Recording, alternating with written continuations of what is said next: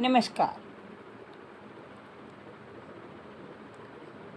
हम अपनी इस कक्षा में महाभारत कथा को पढ़ रहे हैं और बाल महाभारत कथा के अंतर्गत हमने जो 5 अध्याय समझे हैं और महाभारत के विभिन्न चरित्रों को जाना है, आज उनके सार को समझने की बारी है। उसके सार को हम आज एक साथ एक कक्षा में समझेंगे और उसकी पुनरावृत्ति करेंगे एक बार कि महाभारत की कथा का प्रारंभ महर्षि पराशर के कीर्तिमान पुत्र वेद व्यास की देन है। व्यास जी ने महाभारत की कथा सबसे पहले अपने पुत्र शुकदेव को याद कराई थी और उसके बाद अपने शिष्यों को। फिर इसके बाद महाभारत की कथा का प्रसार महर्षि वैशंपायन के द्वारा हुआ और व्यास जी के प्रमुख शिष्य थे ये। और ऐसा माना जाता है कि महाराज परीक्षित के पुत्र जनमेजय ने एक बहुत बड़ा यज्ञ किया था और इस महायज्ञ में सुप्रसिद्ध पौराणिक सूत जी मौजूद थे और सूत जी ने समस्त ऋषियों की एक सभा बुलाई थी। इस सभा में महर्षि शौनक अध्यक्ष थे और वहाँ पर यह कथा जो है प्रारंभ की गई थी। और इस कथा का सार बताते हुए मैं आपको बताना चाहूँगी कि यह कथा जो है महाराजा शांतनु से प्रारंभ हुई और इस कथा का संक्षेप बताते हुए मैं आपको बताऊंगी कि किस प्रकार महाराजा शांतनु ने जब गंगा को नदी किनारे देखा तो वो उनके मन में गंगा से विवाह करने की इच्छा जागृत हुई। तो गंगा ने इस शर्त के साथ कि वह जो भी काम करेंगी उसमें उन्हें रोका या टोका नहीं जाएगा, विवाह करने के लिए तैयार हैं। तो शांतनु इस शर्त के साथ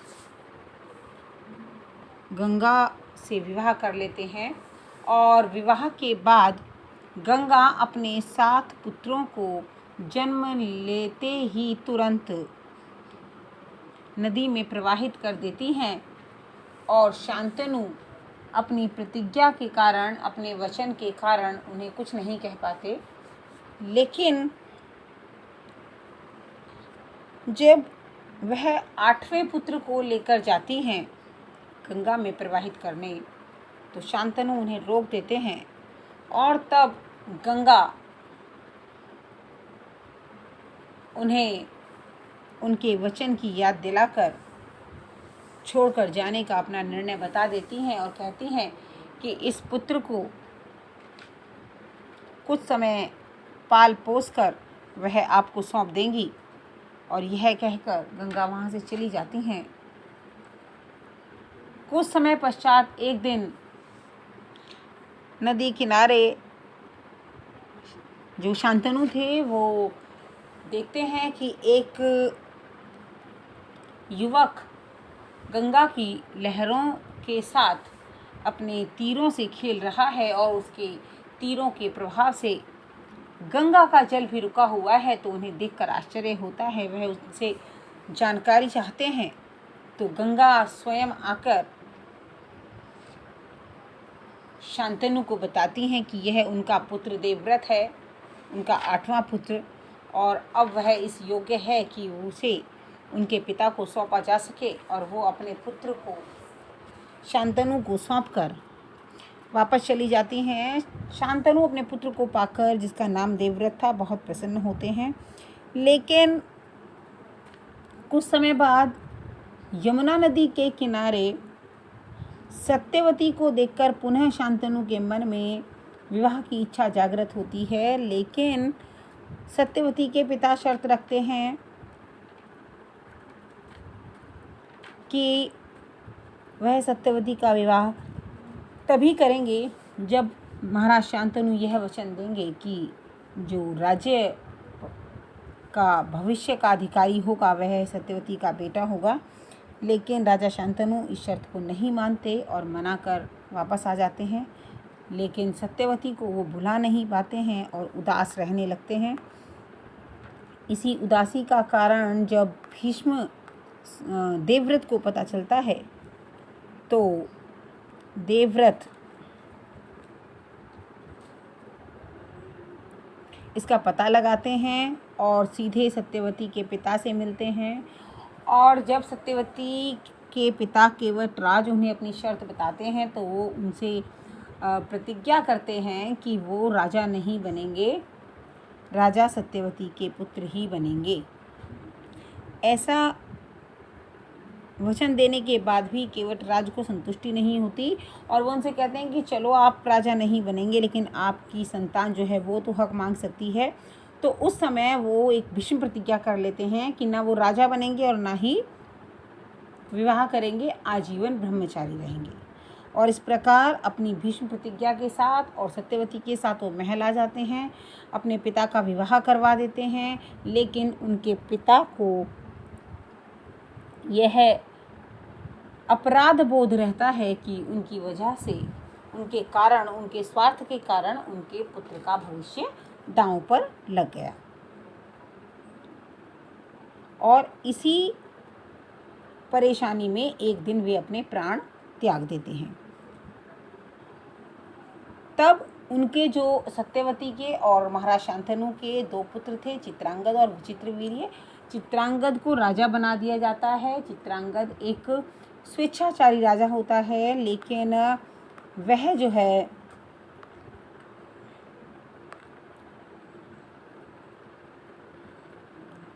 गंधर्वों से युद्ध करते हुए मारा जाता है। और उसके बाद विचित्रवीर्य को राज्य सौंप दिया जाता है। काशी नरेश की 3 राजकुमारियों के स्वयंवर में हस्तिनापुर के राजकुमारों को आमंत्रण ना होना भीष्म को चुभता है। और जब भीष्म वहाँ पहुँचते हैं तो सभी को आश्चर्य होता है कि भीष्म यहाँ क्यों आए हैं।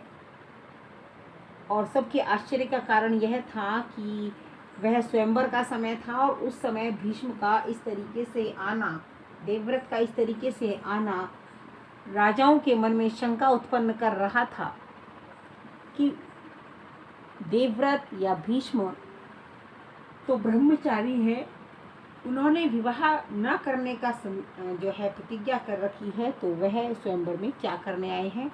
लेकिन वहाँ हुए अपने अपमान और तिरस्कार के कारण वह तीनों राजकुमारियों को अपने साथ ले जाने लगते हैं।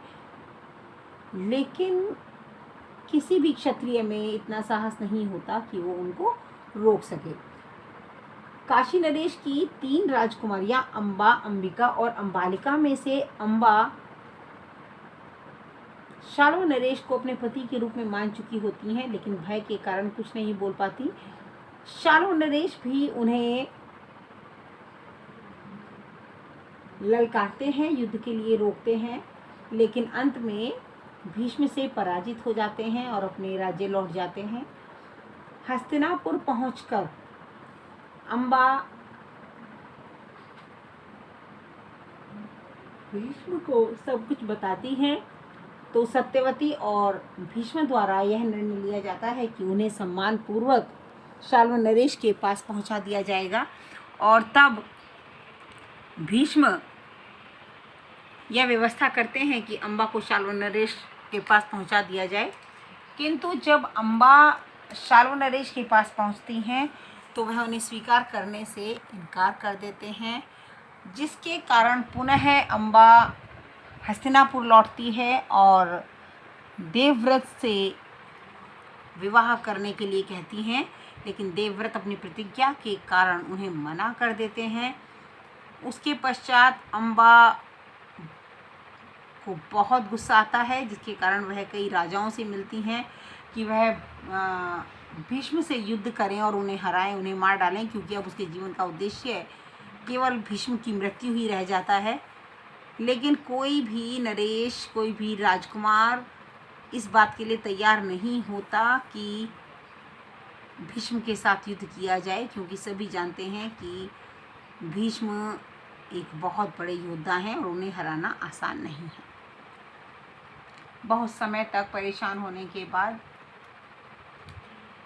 अम्बा परशुराम जी से मिलती हैं और उनसे निवेदन करती हैं, तो परशुराम जी तैयार हो जाते हैं और वो भीष्म के साथ युद्ध करते हैं। लेकिन दोनों बराबर के योद्धा होने के कारण उनका युद्ध जो है बेनतीजा रहता है, कोई हार जीत नहीं होती और अंत में परशुराम जी भी वापस चले जाते हैं। सब ओर से हताश निराश अम्बा तपस्या करती हैं और तपस्या के रूप में वो स्वयं को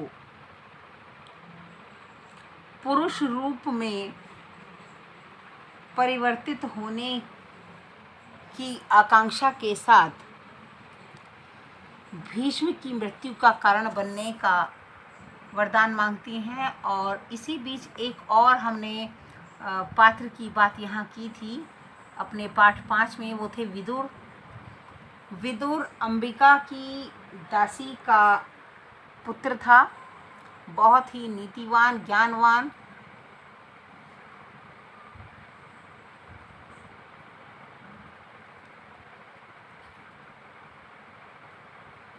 और उनकी नीति के समक्ष भीष्म ने भी उनको मान लिया था और उन्हें जो है धृतराष्ट्र का प्रधानमंत्री उन्हें नियुक्त कर दिया था। वहाँ रहते हुए उन्होंने भीष्म की बहुत सेवा की, धृतराष्ट्र को हर तरीके से समझाया। और जब उन्होंने ये देखा कि धृतराष्ट्र के प्रेम के कारण कौरव अधिक जो हैं उच्छृंखल हो रहे हैं, तो उन्होंने समझाने का भी भरकस प्रयास किया और उन्होंने धृतराष्ट्र को समझाया कि इस तरह के काम ना करें क्योंकि इससे उनके बीच में बैर भाव बढ़ेगा। लेकिन ऐसा नहीं हुआ। और पहले समय में जो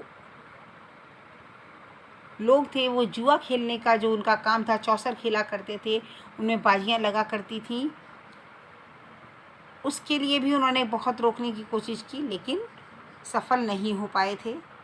कुल मिलाकर कहा जा सकता है कि महाभारत की कथा में विदुर पात्र अपने आप में श्रेष्ठ, महान और नीतिवान था। और